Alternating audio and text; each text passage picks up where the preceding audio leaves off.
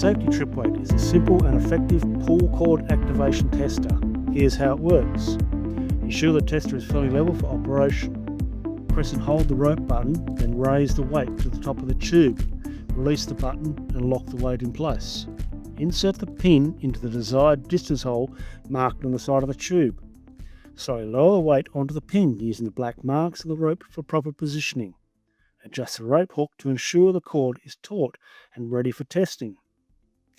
Remove the pin and press the button, allowing the weight to fall and pull the cord at the desired distance, applying 70 newtons of force. If the pull cord device trips, the test is complete and passed. This is a streamlined process, ensuring that the pull cord devices are tested accurately and efficiently. Thank you for watching.